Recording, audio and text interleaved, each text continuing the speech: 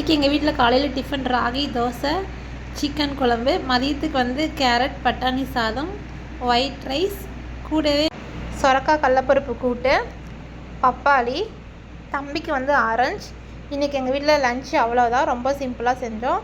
தம்பி வந்து டைரிக்கு சைன் வாங்க திட்டு வாங்கிட்டு இருக்கான், வாங்க பார்க்கலாம்.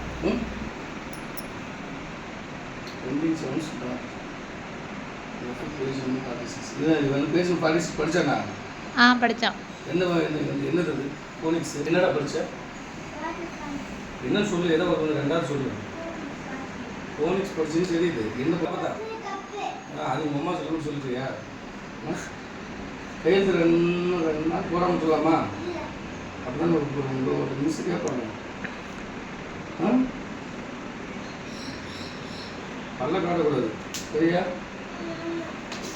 ஸ்கூல் போயிட்டு வந்தோடனே முதல்ல படிக்கிறது புடி கொண்டு பேக்கில் இருக்கு. பார்க்க பவ்யமாக இருக்கானே அமைதியான பையனும் அப்படின்னு நினச்சிடாதீங்க. அமைதியான பையன்லாம் கிடையாது, பார்க்க தான் அப்படி செம்ம குறும்பு. அதனால தான் இப்படி திட்டு வாங்கிட்டு இருக்கான்.